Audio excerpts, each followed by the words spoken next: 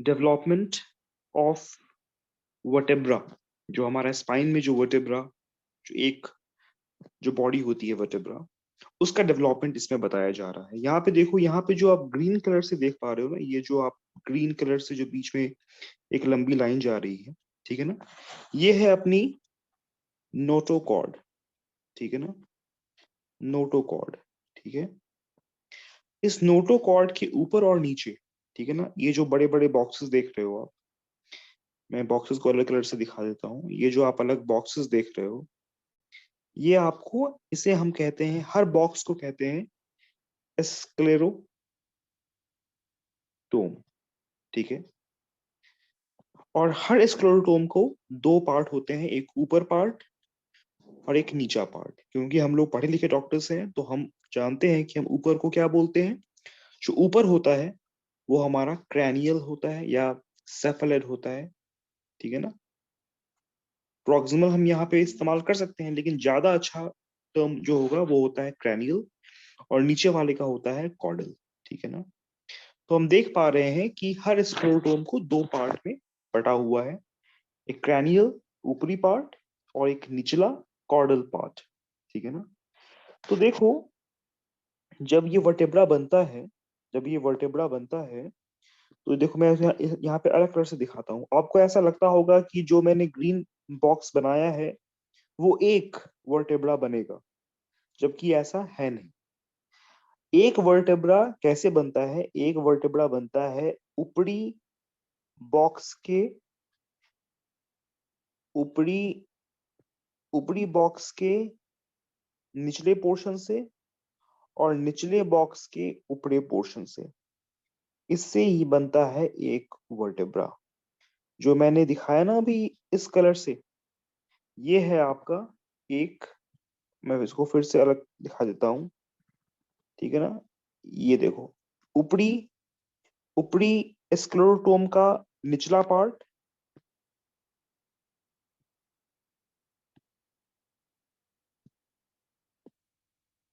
ऊपरी स्क्लेरोटोम का निचला पार्ट और निचली स्क्लेरोटोम का ऊपरी पार्ट। ऊपर वाले स्क्लेरोटोम का नीचे वाला यानी कॉर्डल पार्ट, और नीचे वाले स्क्लेरोटोम का अपर पार्ट। इससे बनता है एक वर्टेब्रा।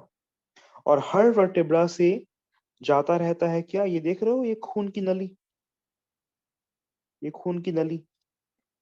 तो यानी कि हर वर्टेब्रा के बीचों बीच एक, जब डेवलपमेंट के समय में, देखो यहाँ पे एक वर्टेब्रा बना। अब इस फोटो में आप देख पा रहे होंगे, ये जो हल्का ग्रे कलर है, ये है आपको ऊपरी स्क्लेरोटोम का निचला पार्ट। और जो थोड़ा आप ये वाला पोर्शन देख रहे हो, ये है आपको निचली स्क्लेरोटोम का ऊपरी पार्ट, ठीक है। और हर वर्टेब्रा के बीच से देखो, ये एक आर्टरी, ठीक है ना, देख रहे हो, ये वाली आर्टरी, ये वाली आर्टरी, ठीक है ना, ये होते हुए जाती। तो एक बॉडी जो है वर्टेब्रा का, वो बनता है कैसे, समझ गए होगे अब तो आप लोग, ठीक है ना। ठीक है, अपर अपर स्क्लेरोटोम का लोअर पार्ट और लोअर स्क्लेरोटोम का अपर पार्ट, ठीक है ना, प्लस एक आर्टरी, ठीक है ना। तो इससे हमारा, यहाँ देख लो, इससे आपको ज्यादा समझ में आ जाएगा, ठीक है ना। इससे ऐसा हमारा डेवलपमेंट होता है, ठीक है ना। तो ये हम बता क्यों रहे हैं, इसका जो पर्पस है वो क्या है, ये इसलिए बताना जरूरी है कि अगर, जब इस डेवलपमेंट की वजह से ही हमारा जो ट्यूबरक्लोसिस का एक पार्ट, एक वैरायटी जो हम आगे पढ़ेंगे, वो बहुत ही कॉमन हो जाता है। इस बनावट की वजह से ट्यूबरक्लोसिस का एक टाइप जो हम आगे पढ़ेंगे, वो काफी कॉमन हो जाता है ऐसे डेवलपमेंट की वजह से। कि इस, क्योंकि इसकी बनावट में ही वो सारी चीजें हैं जिसकी वजह से उस तरह की ट्यूबरक्लोसिस काफी कॉमन है, ठीक है। थोड़ी एनाटॉमी अगर देखें, तो आपको सबको पता है कि एनाटॉमी में हम जानते हैं कि हमारा जो स्पाइनल कॉर्ड है, स्पाइनल कॉर्ड मतलब हमारा नर्व्स का गुच्छा, ठीक है ना। एक होता है वर्टेब्रल कॉलम, वर्टेब्रल कॉलम में ये हमारा जो वर्टेब्रा से बनता है वो वर्टेब्रल कॉलम है, और एक जो एक नसों का गुच्छा होता है उसे हम स्पाइनल कॉर्ड बोलते हैं। तो हमारा जो स्पाइनल कॉर्ड है वो कौन से लेवल पे आके खत्म हो जाता है? वो हमारे L1 लेवल पे आके खत्म हो जाता है, ठीक है। और फिर उसके नीचे क्या? तो L1 से लेके S2 तक हमारे पास क्या होता है? जो स्ट्रक्चर होती है उसे हम बोलते हैं chorda equina. Chorda equina, equina बोलते हैं हॉर्स को, कॉर्डा बोलते हैं टेल को। हॉर्स टेल जैसा वो दिखता है, पूंछ जैसा दिखाई देता है वो, अंत में एक ऐसा लगता है कि घोड़े की दुम जैसी वो स्ट्रक्चर बन जाती है। वो स्पाइनल कॉर्ड नहीं है, स्पाइनल कॉर्ड का एक अलग वहां पे उसके ऊपर कोई कवरिंग नहीं है, तो वो वहां पे एज ए गुच्छे जैसा रहता है, तो उसे हम बोलते हैं कॉर्डा इक्विना, ठीक है ना। अब ये हो गई अपनी एक थोड़ी बेसिक एनाटॉमी, ठीक है। अब बात है कि अगर हमें टीबी हुआ है, मान लो कि टीबी हमारा कहीं पे भी हो सकता है। टीबी हमारा मेनली जो होता है वो लंग्स में होता है, टीबी हमारे एब्डोमेन में हो सकता है, ठीक है ना। ये कॉमन जगह हैं, ठीक है ना। इंटेस्टिनल टीबी भी होता है, आपने पढ़ा होगा अपनी सर्जरी में, इंटेस्टिनल टीबी होता है। मेडिसिन में पढ़ा होगा पल्मोनरी टीबी होती है, ठीक है ना। तो ये जो टीबी के जो जगह है, टीबी के जो फोकस है, लंग्स, एब्डोमेन, इन जगहों से टीबी हमारे स्पाइन तक, हमारे वर्टेब्रा तक पहुंचता कैसे, ठीक है ना। तो यहाँ से वो इसलिए पहुंच पाता है, वो ऑफ कोर्स खून के रास्ते से। खून के रास्ते को क्या बोलते हैं हम? हेमाटोजेनस। हेमाटो मीन्स खून, जेनस मीन्स पहुंचाने वाला, बनाने वाला। तो उस रूट से ये पहुंचता है, ठीक है ना, हमारे हमारे वर्टेब्रा के पास। वो क्यों पहुंच पाता है? क्यों पहुंच पाता है? क्योंकि वहां पे एक अलग तरह की वेन का, वेन्स, क्योंकि खून से जा रही है तो कोई ना कोई वेन या आर्टरी लेके जाएगी। यहाँ पे जो लेके जाती है वो है अपनी बैट्सन प्लेक्सस। बैट्सन प्लेक्सस ये टर्म आपको याद रखना जरूरी है। ये वेन्स का, वेन वेन आर्टरी नहीं, वेन का गुच्छा है जिसमें वाल्व्स थोड़े कम होते हैं। वाल्व यानी रुकावट, ठीक है ना। वाल्व यानी रुकने, रुकने वाली चीजें, वो कम होती है। इसलिए जो भी इन्फेक्शन यहाँ पे होगा, कहाँ पे? हमारे लंग्स में, हमारे एब्डोमेन में, वो बिना किसी रुकावट के सीधे हमारे इस बैट्सन प्लेक्सस से होते हुए हमारे वर्टिब्रा में इजिली पहुंच जाता है। तो इन बनावटों की वजह से, इस एनाटॉमी की वजह से ही हमारी स्पाइन का टीबी होना काफी कॉमन हो जाता है। हमारे स्पाइन का टीबी होना काफी आसान हो जाता है। तभी एक्स्ट्रा पल्मोनरी जो साइट है ये स्पाइन की, ये इसलिए कॉमन है इसकी बनावट की वजह से, ठीक है। ये थोड़ी हो गई इसकी बेसिक एनाटॉमी, ठीक है। उसके बाद से हम करेंगे टाइप्स, जो हमने अभी आप जो मैंने बोला ना आपसे कि हम टाइप्स के बारे में पढ़ेंगे, ठीक है ना। तो यहाँ पे देखो, ये अलग अलग टाइप्स हैं। ये जो हम देख रहे हैं ये अलग टाइप्स हैं। अब तो हमने ये समझ में आ गई कि भाई लंग से, एब्डोमेन से, लिम्फ नोड से हमारी टीबी खून के रास्ते से, हेमाटोजेनस रूट से हमारे स्पाइन तक पहुंच सकती है बैट्सन प्लेक्सस ऑफ वेन्स के जरिए। लेकिन वो पहुंच तो गई, लेकिन पहुंचने के बाद वो वर्टेब्रा में अलग अलग जगहों पे जाके रुक सकती है, अलग अलग टाइप्स का फॉर्मेशन दे सकती है। तो सबसे जो पहला नंबर है, जो सबसे कॉमनेस्ट है, वो है para discal. Para discal means, para means आसपास, ऊपर नीचे, डिस्कल मीन्स डिस्क, ठीक है ना। यहाँ पे इस वाले फोटो में आप देख पा रहे होगे, इस फोटो में ये हमारी क्या है? ये हमारी डिस्क है, ये तो हमारी डिस्क है, ठीक है ना। जो जेली जैसी चीज होती है, गद्दे जैसी चीज होती है दो वर्टेब्रा के बीच में, वो डिस्क है हमारी। तो जहां पे बीमारी है इस जगह पे देखो, ये हमारी जो ब्राउन पोर्शन है वो हमारी बीमारी को दिखा रहा है। ये हमारी डिस्क के ही आसपास है, डिस्क के ऊपर नीचे है, ठीक है ना, डिस्क के ऊपर नीचे, ठीक है ना। और मैंने आपको बताया था कि जब भी बनावट होती है तो कैसे यही तो अपना स्क्लेरोटोम है, इसका निचली पोर्शन, इसका ऊपरी पोर्शन और बीच में एक डिस्क, और यहाँ से जा रही है क्या, यहाँ से जा रही है अपनी वो आर्टरी, ठीक है ना, खून ट्रैवल करने वाली। तो इसीलिए ये जो वैरायटी है पैराडिस्कल वो इसलिए कॉमन है क्योंकि हमारे वर्टेब्रा का डेवलपमेंट ही कुछ ऐसा है कि हमारा जो वर्टेब्रा का डेवलपमेंट है, जो एक बॉडी है वर्टेब्रा की, जो एक बॉडी है उसका निचली पोर्शन और निचले वाले का अपर पोर्शन और बीच में जाने वाला आर्टरी, ये बनाता है हमारा ये डेवलपमेंट, इसका डेवलपमेंट एक यूनिट से होता है। इसीलिए ये टाइप जो है हमारा पैराडिस्कल वो काफी कॉमन हो जाता है, ठीक है। दूसरा टाइप देखो, सेकेंड टाइप, इसे हम बोलते हैं सेंट्रल। सेंट्रल ये डिस्क के आसपास नहीं है, ये पैराडिस्कल नहीं है, ये देख रहे हो, ये आपको एक वर्टेब्रल बॉडी के जस्ट बीचों बीच ये बन जाता है। और क्योंकि ट्यूबरक्लोसिस है, हड्डी को खाती है, ये हड्डी को खा जाती है, तो क्या होगा, खाएगा तो, लेकिन एक समय के बाद ये जो हड्डी है, फिर से दिखाता हूँ इसमें, ये जो हड्डी है, अगर मान लो कि कोई चीज को लगातार ये खाया जा रहा है, तो क्या होगा, ये जो हड्डी है ये एक समय में आके बैठ जाएगी। अगर मान लो बीच में कोई चीज ऐसी बन गई है जो हमारी हड्डी को दीमक की तरह खाई जा रही है, तो अगर लकड़ी में दीमक लग जाती है तो क्या होता है, लकड़ी खोखली हो जाती है, ज्यादा प्रेशर आने पे लकड़ी बैठ जाती है, टूट जाती है, पचक जाती है। वैसे ही यहाँ पे भी होता है, एक बार अगर टीबी का दीमक हमारे वर्टेब्रा में, हमारी हड्डी में लग गया, तो हमारी हड्डी को कमजोर कर देता है, उसे खाने लगता है, खाते खाते वजन, क्योंकि हम खड़े होंगे, हम चलेंगे, तो हड्डी पे वजन आएगा, उस वजन की वजह से हमारी हड्डी पिचक जाएगी, हमारी हड्डी दब जाएगी, ठीक है ना। तो हड्डी के दबने को या हड्डी के रूप बदलने को हम क्या बोलते हैं, हम बोलते हैं वेजिंग, ठीक है ना। मानो कि कोई चीज ऐसी थी, ठीक है ना, और कुछ खा जाने के बाद वो ऐसी हो गई, ऐसी हो गई, क्यों, क्योंकि ये पचक गई, दब गई, तो ये क्या हो गया, एक वेज बन गया। आपने पढ़ा होगा ना वेज, वेज मतलब कुछ तिकोना, कुछ किनारा लिया हुआ चीज, उसे हम वेज बोलते हैं। तो इसे, ये हमारा सेंट्रल टाइप हो गया, ठीक है।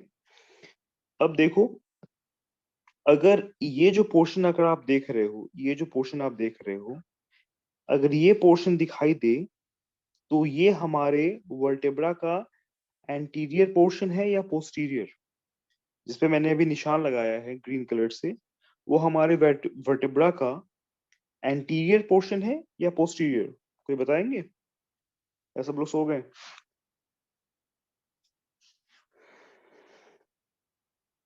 जिसपे मैंने निशान लगाया अभी, अगर आप लोग देख पा रहे होगे, इसपे मैंने निशान लगाया ये ग्रीन कलर से, ये हमारा वर्टेब्रा का एंटीरियर पोर्शन है या पोस्टीरियर।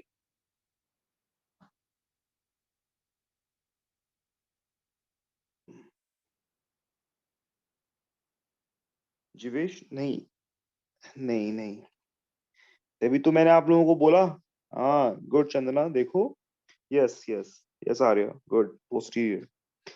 देखो ऐसा है कि तभी तो मैं आपको बोलता हूँ एनाटॉमी पढ़ने के लिए, ये जो है हमारा, ये पोस्टीरियर पोर्शन, ये हमारा सब क्या है, ये स्पाइनस प्रोसेस है, ठीक है ना। ये जो दोनों बाहर दिखाई दे रहे हैं ये क्या है, ये ट्रांसवर्स प्रोसेस है, ठीक है ना। तो ये स्पाइनस प्रोसेस, जब आप अपनी रीढ़ की हड्डी, पीठ पे अपना, जब एक अपनी उंगली जब ऊपर से नीचे की तरफ लेके जाते हो, तो जो आप फील करते हो, जब आप इवन अपनी फ्रंट पे या खुद पे भी अगर आप फील करते हो, जब अपनी वर्टेब्रल कॉलम पे अपना उंगली चलाते हो ऊपर से नीचे की तरफ, और जो चीजें आप फील करते जाते हो, वो क्या है हमारा, वो हमारा स्पाइनस प्रोसेस है, वो हमारा ये वाला पोर्शन है, ठीक है। इसी को तो आप फील करते हो जब आप अपनी उंगलियों को रन करते हो अपने बैक पे ऊपर से नीचे की तरफ, वो आप अपने स्पाइनस प्रोसेस को पैल्पेज करते हुए जा रहे हो, फ्रॉम अप टू डाउन या फ्रॉम डाउन टू अप, जैसा भी है। और उसके बगल में जो स्पाइनस प्रोसेस से छोटे प्रोजेक्शंस हैं, उसे हम क्या बोलते हैं, ट्रांसवर्स प्रोसेस, ठीक है ना। तो ये हमारा पोस्टीरियर पोर्शन है, इसमें हमारा पेडिकल होता है, लैमिना होता है, ठीक है ना। अब अगर आप, इसमें तभी बोलता हूँ एनाटॉमी प्लीज पढ़ो आप लोग, एनाटॉमी पढ़ना बहुत जरूरी है किसी भी चीज को। अगर आप कोई भी सब्जेक्ट पढ़ने जा रहे हो, इवन सर्जरी पढ़ने जा रहे हो, मेडिसिन पढ़ने, पीडियाट्रिक्स पढ़ने जा रहे हो, अगर आपका बेसिक्स क्लियर नहीं है, आप कभी भी उस चीज का पिक्चर अपने दिमाग में नहीं बना पाओगे। ठीक है ना? तो प्लीज इन सब चीजों पे ध्यान दो। तो ये जो है अपना वो पोस्टीरियर प्रोसेस है, पोस्टीरियर पार्ट है। और ये जो देख रहे हो ये हमारा, ये वाला पोर्शन, ये हमारा एंटीरियर पार्ट है। और एक देख रहे होगे ये ब्लू लाइन से, ये जो है ना एक ब्राउन लाइन से ये जा रही है, ये वाली ब्राउन लाइन जा रही है, ब्राउन लाइन। ये जो ब्राउन लाइन है हमारे एंटीरियर वर्टेब्रा के आगे एक लिगामेंट, एक कवरिंग जैसी चीज होती है जिसे हम बोलते हैं ALL। ALL का फुल फॉर्म क्या है? एंटीरियर लॉन्गी, क्योंकि वो लंबा होता है ऊपर से नीचे की तरफ, तो लॉन्गिट्यूडनल लिगामेंट। ठीक है ना? तो ये हमारा थर्ड पार्ट हो गया। इसे हम, ये पहला टाइप था पैराडिस्कल, सेकंड टाइप था सेंट्रल, थर्ड टाइप है अपना एंटीरियर। क्यों? क्योंकि यहाँ जो हमारी बीमारी है, यहाँ जो हमारी बीमारी का फोकस है वो कहाँ है? हमारे वर्टेब्रा के एंटीरियर। ये हमारा पोस्टीरियर हो गया, ये हमारा एंटीरियर हो गया। और कौन से लिगामेंट के नीचे?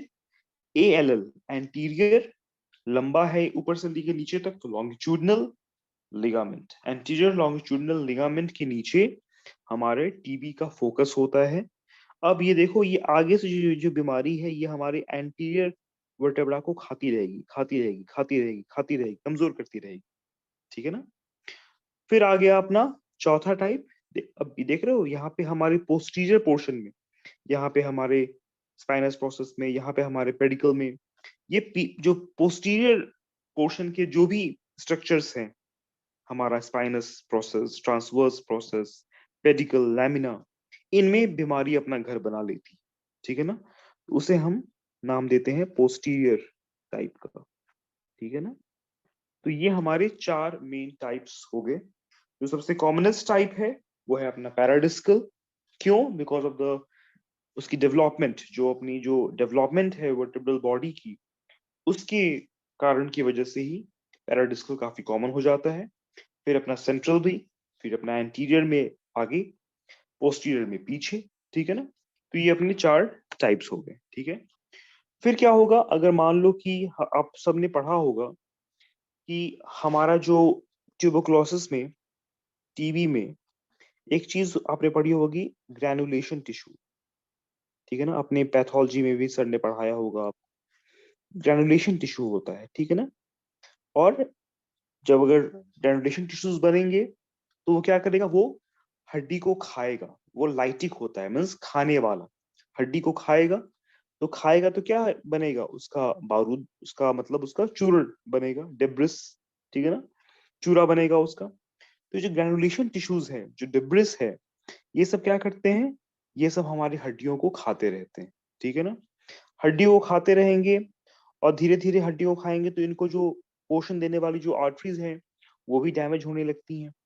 तो न्यूट्रिशन जो होता है वर्टेब्रा का वो भी कम होने लगता है। अगर हमारे वर्टेब्रा को न्यूट्रिशन नहीं मिलेगा तो हमारा वर्टेब्रा कमजोर हो जाएगा, हमारा वर्टेब्रा कमजोर हो जाएगा। जैसे मैंने अभी भी आपको बताया ना कि दीमक वाली बात, कि दीमक की तरह वो खाता है। तो हमारा कहने का मतलब है कि अगर लंबे समय तक टीबी हमारे स्पाइन में रहा तो हमारी स्पाइन, हमारी बोन का जो स्ट्रक्चर है उसको वो कमजोर कर देगा, उसको वो ढीला कर देगा, उसको वो गिरने पे मजबूर कर देगा। ठीक है ना? तो जब ये ऐसा होता है तो अब हम, तो क्या होता है जो भी मैंने अभी आप लोगों को बताया, अगर ऐसा होता है तो अगर हमारा वर्टेब्रा नॉर्मली स्क्वायर शेप का होता है तो वो स्क्वायर न रह के वेज बना देगा। ठीक है ना? ऐसा एक वो पिचक जाएगा, किसी एक तरफ पिचक जाएगा। जैसे कि यहाँ पे देखो, यहाँ जो है वो धीरे धीरे पिचकने लगे हैं। ठीक है ना? ये थोड़ा और बड़ा होता है, ये थोड़ा सा पचकने लगा है। ठीक है ना? तो ये जो पिचकने वाली जो चीज होती है वो ज्यादा होती है कौन से स्पाइन में, कौन से लेवल के स्पाइन में? ये होती है हमारे जो मोस्ट कॉमन है, जो टीबी का जो फेवरेट स्पाइन है वो है अपना डॉर्सल स्पाइन। डॉर्सल स्पाइन में ये जो चीजें हैं, जो बीमारियां हैं वो ज्यादा होती है। खासकर टीबी जो है वो हमारे डॉर्सल, हमारे D1 से लेके D12 तक जो हमारा डॉर्सल स्पाइन है उसमें ज्यादा ये कॉमन रहता है। क्यों? क्योंकि थोड़ी उसकी बनावट वैसी है। अब देखो हमारा जो, ये हमारा सर्वाइकल है, ये हमारा थोरैसिक है, ये हमारा लंबर है, ये हमारा सैक्रम है। ये ऐसे ही तो कुछ होता है हमारा स्पाइन का स्ट्रक्चर। ये हमारा सर्वाइकल है, ठीक है ना, ये हमारा थोरैसिक है लंबा थोड़ा सा, फिर जो ये आया ये हमारा लंबर हो गया, ये हमारा सैक्रम हो गया, ठीक है ना। तो होता क्या है कि थोरैसिक में ये थोड़ा बाहर की तरफ रहता है। मान लो ये हमारा वर्टेब्रा है, ये हमारा वर्टेब्रा है, ये हमारा वर्टेब्रा है थोरैसिक में। तो जो हमारा वेट जा रहा है ना, हमारा हमारा शरीर का वजन तो ऐसे जा रहा है, बीचों बीच जा रहा है ऊपर से लेके नीचे तक।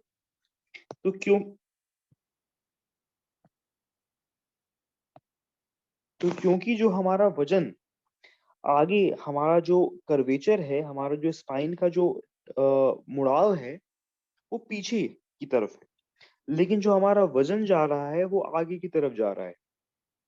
तो इस वजन के एक्सिस के आगे होने की वजह से ही हमारे थोरैसिक, हमारे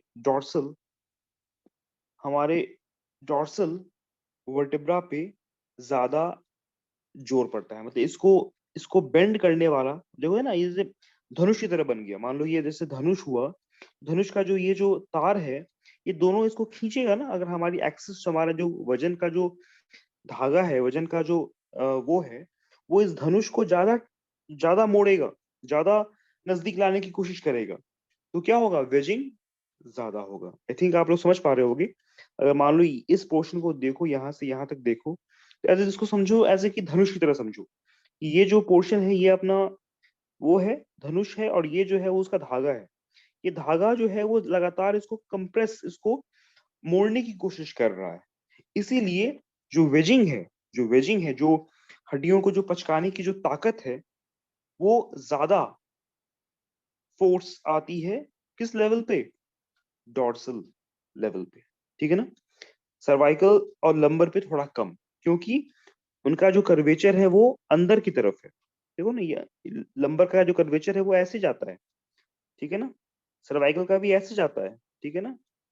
सर्वाइकल का भी कर्वेचर हमारे एक्सिस के बाहर आ जाता है, लंबर का भी बाहर आ जाता है, ठीक है। तो इसलिए इस पे थोड़ी सी कर्वेचर, इस पे थोड़ा जो वो है फोर्स है बेंडिंग का, वो कम कम होता है। ज्यादा किस में होता है, थोरैसिक, ठीक है। तो इसलिए वेजिंग भी थोड़ी ज्यादा होती है कहाँ, थोरैसिक लेवल्स पे, ठीक है। उसके बाद एक टर्म होता है, जिसे हम आप लोगों ने कई बार सुना होगा, कोल्ड एप्सिस। ये जो है वो टीबी का टिपिकल टिपिकल मैनिफेस्टेशन है, कोल्ड एप्सिस। ये आप शायद और कहीं आप नहीं सुनेंगे टीबी के अलावा, टीबी में जरूर सुनेंगे ये टर्म आप। इसे हम कोल्ड एप्सिस क्यों बोलते हैं, कोई बताएंगे? कोल्ड एप्सिस क्यों बोलेंगे इसे हम, कोल्ड क्यों बोलते हैं? क्या मतलब, क्या बहुत ज्यादा ये चिल्ड होता है क्या? साइलेंट, कैसा साइलेंट, क्या इसमें साइलेंट रहता है चंदना? यस, आपने ट्राई किया, दैट्स गुड। क्या इसमें रहता है साइलेंट? या वेरी गुड, इसमें जो इन्फ्लामेशन के जो साइंस होते हैं ना, वो साइलेंट होते हैं, वो नहीं होते हैं, एग्जैक्टली, ठीक है ना।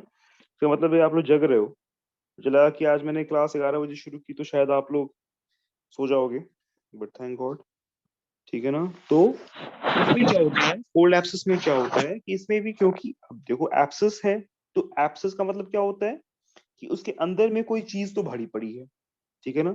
जो हम लोग नॉर्मल एप्सिस की बात करते हैं, जो पायोजेनिक या बैक्टीरियल, जो हम नॉर्मल एप्सिस जो आपने सुना होगा, ब्रेस्ट का एप्सिस, स्किन का एप्सिस, उसमें क्या भरा होता है, उसमें पस पस भरा होता है, ठीक है ना। वैसे यहाँ पे भी कोल्ड एप्सिस में भी क्या भरा होगा, पस थोड़ा कम, ज्यादा इसमें भरा होता है भाई जो टीबी, जो हड्डियों को खा रहा है, उसका जो चूरा यानी डेब्रिस, इसमें ज्यादा भरा होता है, ठीक है ना।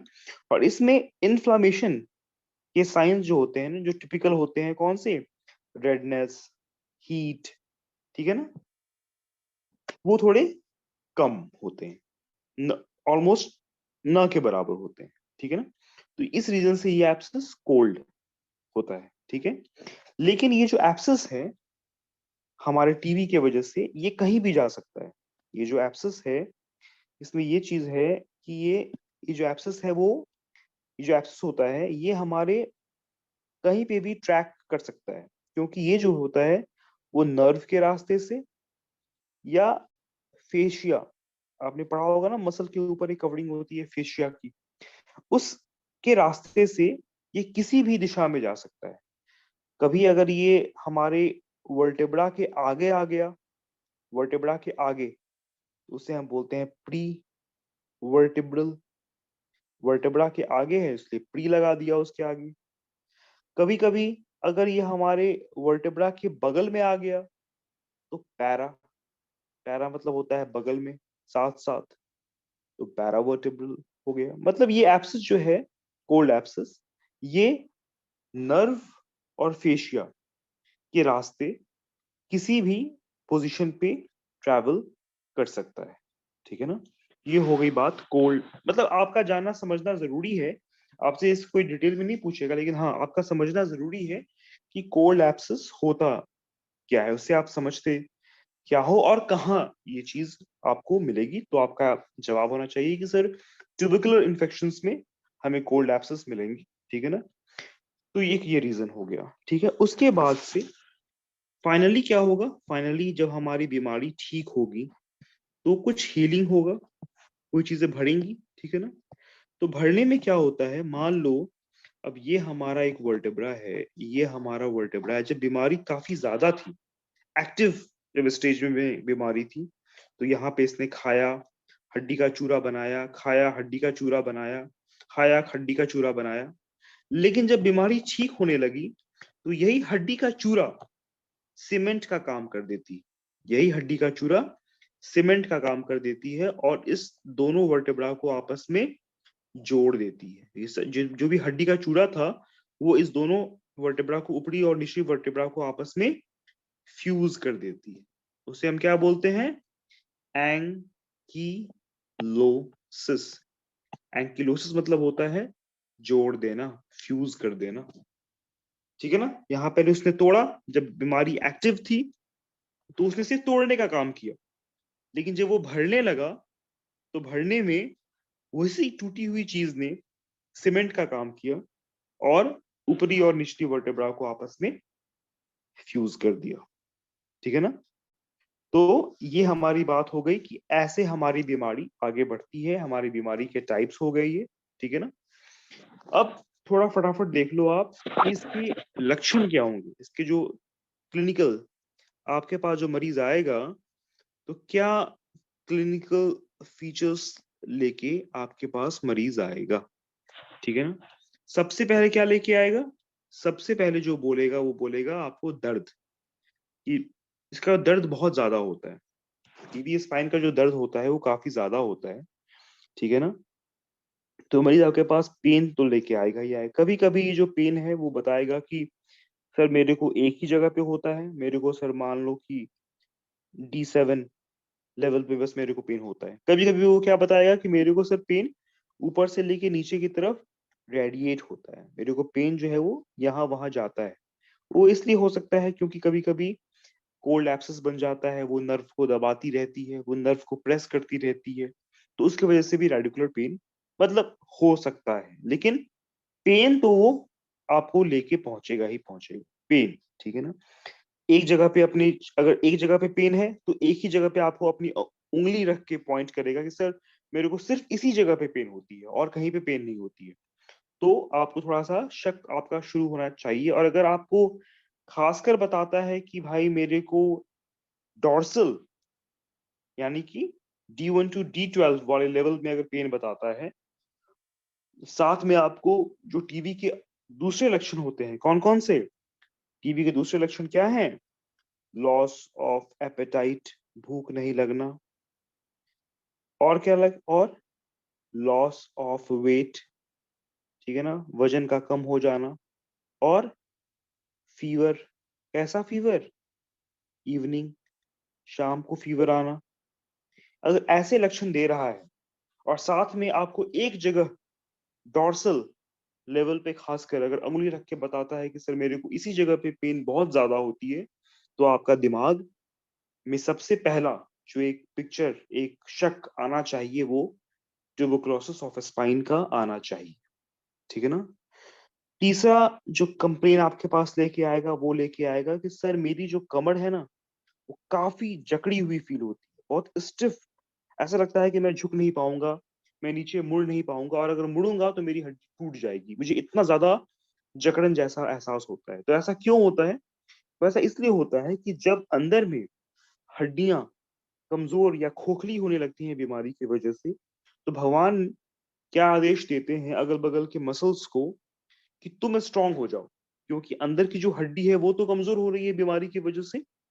तो बॉडी में ऐसा मैकेनिज्म है कि हड्डी की कमजोरी को दूर करने के लिए अगल बगल की मसल्स में खिंचाव, तनाव, स्पैज्म होने लगता है।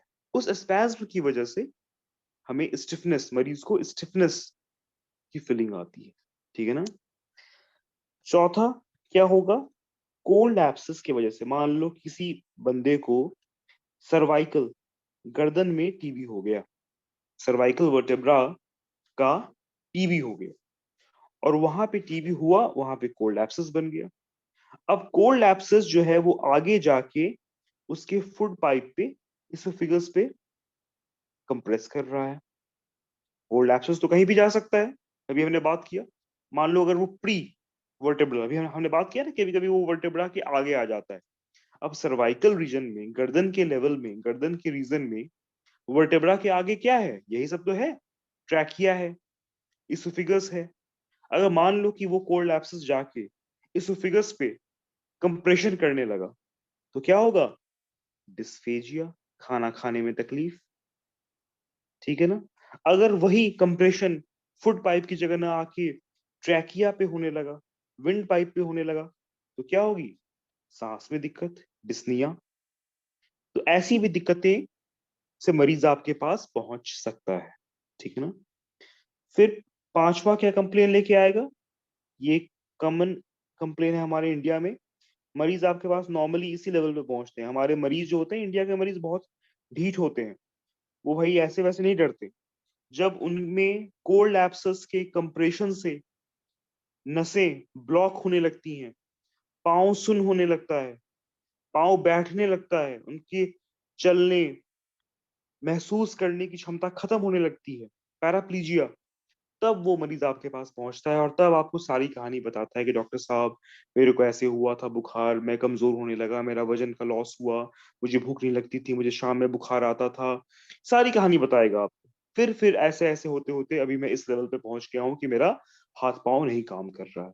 तो पैराप्लीजिया तक कॉम्प्लिकेशन पहुंचा जाता है हमारा टीबी स्पाइन, क्योंकि हमारे मरीज जो है वो थोड़ी लेट स्टेज में हमारे पास आते हैं, क्योंकि उनमें थोड़ा मोटिवेशन, डॉक्टर के पास आने का जो ललक है वो काफी कम है कि चलो ठीक है, सिर्फ सर्दी खांसी तो है, बुखार ही तो है, चला जाएगा। लेकिन उनको पता नहीं है कि उनके अंदर धीरे धीरे कैसी बीमारी बढ़ती जा रही है।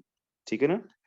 फिर और छठा कंप्लेन, कभी कभी मरीज जब बहुत दिनों के बाद आपके पास आता है, तो उसके डिफॉर्मिटी लेके आता है। मान लो कि कोई बच्चा है, बच्चे के डॉर्सल स्पाइन में जो है वो टीबी हुआ, और उसका जो है वो सारा बोन टूट के मिल के एक जगह पे जमा हो गया। मान लो कि तीन चार वर्टेब्रा मिल के टूट गए, एक जगह पे जमा हो गए, तो क्या हो जाएगा? टूटने की वजह से एक उभार, एक डिफॉर्मिटी, एक कुबड़पन बन जाएगा। उसे हम क्या बोलते हैं? उसे हम बोलते हैं गिबस। गिबस में क्या होता है कि दो तीन या दो से ज्यादा वर्टेब्रा टूट के आपस में मिल के एक गुच्छा नुमा स्ट्रक्चर बना देते हैं हमारे बैक पे, एक थोड़ा सा ज्यादा उभार लिए हुए। उसे हम बोलते हैं गिबस। गिबस। ठीक है ना? तो इस सब चीजों के साथ मरीज आपके पास ओपीडी में आ सकता है। ठीक है ना? दर्द के साथ, ज्यादा जकड़न के साथ। ठीक है ना? जो टीबी के जो नॉर्मल लक्षण होते हैं उनके साथ।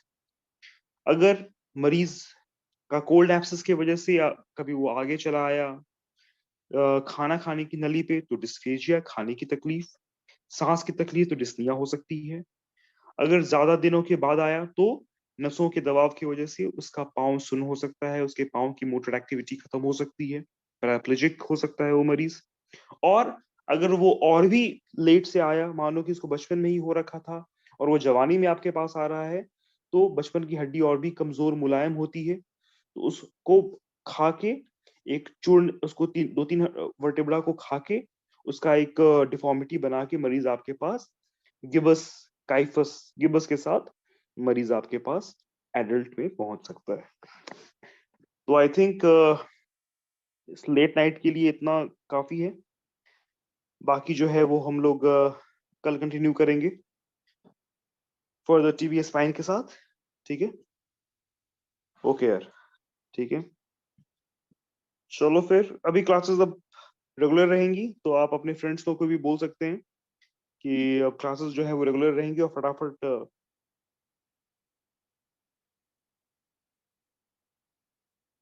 एक मिनट है। कुछ लोग क्या सवाल पूछ रहे हैं समझ में नहीं आ रहा है।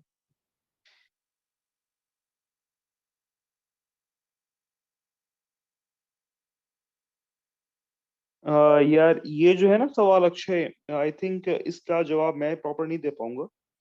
और नहीं, स्पॉन्डिलोलिसिस पेन नहीं होता आर्या। हम लोग इसके बारे में बात करेंगे, बोथ आर डिफरेंट थिंग। ठीक है ना। एंक्लोसिस जो है वो जस्ट बोनी फ्यूजन है। एंकिलोसिस का मतलब होता है दो बोन का मिल जाना। हमारे यहाँ के केस में जो दो बोन्स हैं वो हमारे दोनों वर्टेब्रा हैं, तो उनका मिल जाना एंकिलोसिस होता है। Spondylosis is different thing. ठीक है ना। तो ठीक है। तो अक्षय, आप इसके बारे में मैं बता दूंगा कि किन से आपको पूछना रहेगा। ठीक है ना। आई थिंक जो एडमिन है डॉक्टर मनोज, उनसे एक बार आप इसके बारे में पूछ सकते हो, वो आपको ज्यादा बेटर आइडिया दे पाएंगे। ठीक है ना। तो आई थिंक आज के लिए इतना काफी है। आज अब हम रैप अप करते हैं एंड कल फिर हम पढ़ेंगे। ठीक है। ओके यार।